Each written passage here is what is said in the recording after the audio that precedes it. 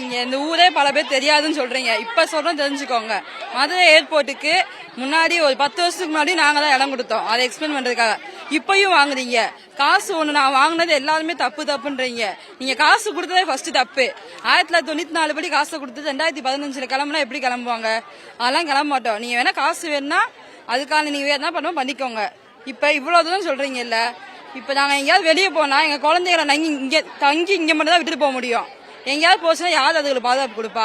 ஆடு மாடு எல்லாமே இதுக்கு எல்லாமே டக்குன்னு கிளம்ப முடியாது. என்ன சொன்னாங்கன்னா எங்களுக்கு எதுவுமே கிடையாது, நீங்க கிளம்பணும் காசை வாங்கிட்டே. நாங்க காசை வாங்கினதுனா நீங்க அடுத்த நாளே வந்துட்டு ஊரை விட்டு கிளம்புன்னு சொல்லி தான் கிளம்பி இருந்திருப்போம். அந்த காசை வச்சு நாங்க எங்கேயாவது போயிருப்போம். இப்ப எங்க இடத்தோட சென்று 6 லட்சம், ஆனா நீங்க வெறும் 1 லட்சம் தான் கொடுத்துருக்கீங்க. 1 லட்சத்துக்கு நாங்க என்ன பண்ண முடியும்? படிச்ச பிள்ளைங்க அவ்வளவு பேர் இருக்கும். ஏர்போர்ட் எக்ஸ்டெண்ட் பண்ணா அதுல எங்களுக்கு வேலை கொடுக்கல. உங்களுக்கு என்ன பிரச்சனை? ஃபர்ஸ்ட் ஊரை எடுக்கிறோம்னு சொல்லிட்டு பல வருஷமா சொல்லிட்டு இருந்தாங்க. ஊரை எடுக்க போறோம் அப்படின்னு சொல்லிட்டே இருந்தாங்க. நாங்க அதை நம்பல. 2 வருஷத்துக்கு முன்னாடி பணம் தரோம், ஒரு சென்ட்டுக்கு 1 லட்சம்ன்ற மாதிரி தரோம்னு சொன்னாங்க.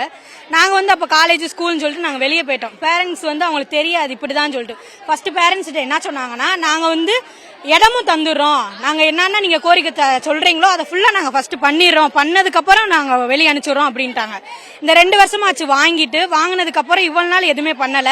இப்ப திடீர்னு ஒரு 3 நாளைக்கு முன்னாடி இடிக்க வரோம், வீடை இடிக்க வரோம்னு சொல்லிட்டு வந்தாங்க.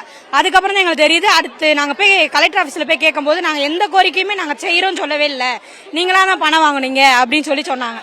அதுக்கப்புறம் அப்படி இருந்துமே நேத்து நாங்க கவன ஈர்ப்பு போராட்டம் மட்டும்தான் பண்ணோம். வயலன்ஸ் எதுவுமே பண்ணல. வயலன்ஸ் பண்ணாமையே இவ்வளவு போலீஸ் எதுக்கு கூட்டிட்டு வந்தாங்கன்னு எனக்கு தெரியல.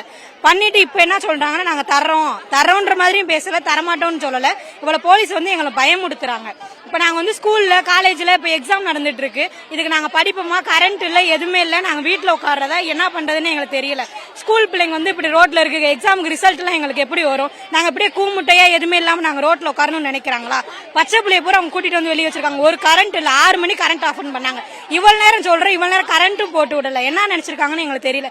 எங்களுக்கான இடம், வீடு, ஸ்கூலு, பால்வாடி எல்லாமே எங்களுக்கு ஆகணும். ரேஷன் கார்டுல இருந்து எல்லாமே வந்தாங்கணும். இது வந்தா மட்டும்தான் நாங்க இந்த கூட்டத்தை வெளியே போவோம். அப்ப எங்க அம்மா எனக்கு இருக்கிறது ஒரே சொத்து எங்க அம்மா தான். நாங்க அவ்வளவு வசதியால நாங்க கிடையாது. இப்ப எங்க அம்மா மேல நின்று மண்ணெண்ணெய் ஊத்தி நான் சாக போறேன்னு சொல்றாங்க. எங்க அம்மா செத்தா திருப்பி எங்க அம்மாவை அவங்க தந்துருவாங்களா?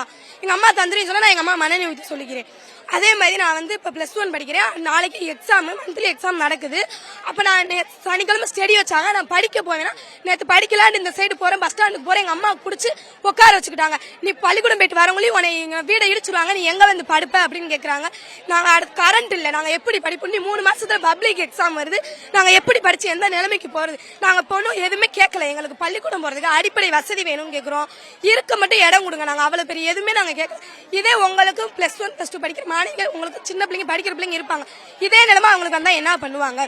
ஸ்கூலுக்கு போனா இருப்பிட சான்று கொண்டு வாமான்னு கேக்குறாங்க. நாங்க எந்த இருப்பிட சான்றை கொண்டு போய் கொடுக்கறது? இப்ப இந்த சின்னோட பிள்ளை இருக்கிற இருப்பிட சான்றை கொடுத்தா நீங்க வீடு இடிச்சிட்டு போயிருவீங்க. இப்ப ஸ்கூல்ல இருந்து ஆள் பார்த்தா எங்களதான் என்ன மாதிரி சொல்லுவாங்க. திங்கக்கிழமை எங்க அம்மா ஸ்கூலுக்கு போக வேணாம்னு சொல்றாங்க. நீ படிச்சு என்ன பண்ண போற? இருக்க இடமே இல்லைன்னு சொல்றாங்க. நாங்க படிக்கிற ஸ்கூல்ல இருந்து என் தம்பி இங்கதான் படிக்கிறேன். இந்த ஸ்கூலை எடுத்துறாங்க. நாங்களும் அப்ப எங்க போய் படிக்கிறது? திரும்பி நாங்க இந்த ஊரை நீங்க எடுக்க வேணாம்னா சொல்லல, எடுத்துக்கோங்க. எங்களுக்கு இருக்க ஒரு இடம் கொடுங்க, ஸ்கூல் கட்டி கொடுங்க, அடிப்படை வசதி, படிச்சதுக்கான வேலை வாய்ப்பு, இது மட்டும் கொடுத்தா போதும். அப்படி கொடுத்தா நீங்க ஊரை எடுங்க, இல்லாட்டி எடுக்காதீங்க. இருக்க மட்டும் இடம் கொடுங்க. இல்லாட்டி நீங்க அப்படி கொடுக்கலன்னா இந்த ஆர்ப்பாட்டம் தொடரும். நீங்க இடம் கொடுக்க வந்துட்டு இந்த ஆர்ப்பாட்டம் தொடரும். எப்ப ஏர்போர்ட்டுக்காரங்க எங்களுக்கு வீடு கட்டி தரேன், நீங்க குடியுரிமையை எடுத்து நீங்க எங்களை காலி பண்ணும் போது நாங்க எங்களுக்கு வீடு அமைச்சு கொடுங்க, ஏன்டா இடம் நீங்க காட்டுங்க. நாங்க காட்டுற இடத்துல போய் ஏர்போர்ட்டை போய் அங்க போய் வச்சிருவாங்களா? ஏர்போர்ட் நான் இடம் காட்டுற இடத்துல போய் ஏர்போர்ட் வைக்க சொல்லுங்க. எங்க குடிய கிளப்ப வேணாம். நானா 3 பிள்ளைகளை வச்சுக்கிட்டு ஆடு மாடலை வச்சுக்கிட்டு எங்க போவேன்? விடியாம 5 மணிக்கெல்லாம் 2000 போலீஸ் இறங்குறீங்க. நாங்க எதை நம்பி நாங்க வாரது? என் பிள்ளைகளை நம்பி எங்க அண்ணன் நம்பி விட்டுட்டு போறதா? யாரை நம்பி நான் விட்டுட்டு போறேன்? எங்க அண்ணன் பாத்துக்கிட்டு விடுறதா? எங்களுக்கு வீடு வாசம் வேணும். எங்களுக்கு சின்னோட பிள்ளை வீடு சின்னோட அமைச்சு கொடுத்தா நாங்க வீட்டை விட்டு காலி பண்ணுவோம். இல்லையா எங்களால காலி பண்ண முடியாது. அதுக்கு மீறி இடிக்க வந்தீங்கன்னா நாங்க சாகிறது கூட தயாரா இருக்கேன். எங்க ஊர் மக்களுக்கு எல்லா வசதியும் செஞ்சு கொடுத்தா மட்டும்தான் நாங்க இங்க இருந்து கிளம்புவோம். இல்லன்னு சொன்னா இந்த போராட்டம் தொடரும். இங்க 15 பேர் நாங்க மேல நிக்கணும், எங்களுக்கு அவசியம் இல்ல. எங்க ஊர் மக்கள் கை குழந்தை, பால் குடிக்கிற குழந்தைய போய் எங்க போய் வைப்பீங்க? நேத்தெல்லாம் மழை, அந்த மழையில நின்று நாங்க போராடிக்கிட்டு இருக்கோம். நிக்கணும் இல்ல, எங்களுக்கு வேணும் வசதி, அடிப்பாத வசதி எங்களுக்கு வேணும். இப்ப எல்லா மக்களும் இங்க வர வைக்கிறதுக்கு ஒரு செகண்ட் ஆகாது. சொந்த பந்தமோ ஃப்ரெண்டோ எல்லாத்தையும் வர வைக்கலாம்.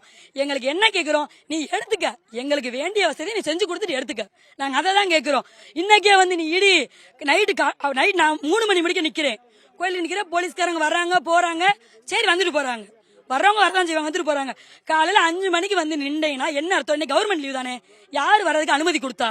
இன்னைக்கு லீவு கொடுத்துருக்காங்களே, ஞாயிற்றுக்கிழமை லீவு தானே, எதுக்கு வந்தாங்க? இவங்களுக்கு தேவைன்னா அரசு லீவ் அன்னைக்கும் வேலை கொடுப்பாங்களா? பணம் கொடுத்திருக்காங்க, இந்த வருஷப்படி கொடுத்திருக்காங்களா? 1994 வருஷப்படி கொடுத்திருக்காங்களா எங்களுக்கு? அந்த மாதிரி கொடுத்தா என்ன பணம்? இப்போ ஒரு சென்ட் வாங்குறதுக்கு 5 லட்சம் 6 லட்சம், எங்களுக்கு 1 லட்சம் கொடுத்திருக்காங்க. 1 லட்சத்தை வச்சு நான் எப்படி வாங்குறது? சரி, நாங்க பணத்தை கொடுக்குறோம், இடத்துக்கு வீடு கட்டி கொடு, நாங்க பணத்தை கொடுக்குறோம், இடத்துக்கு வீடு கட்டி கொடுங்க, எனக்கு ஒன்றும் பிரச்சனை இல்லை. செய்திகளை உடனுக்குடனும் துல்லியமாகவும் தெரிந்து கொள்ள சப்ஸ்கிரைப் பண்ணுங்க.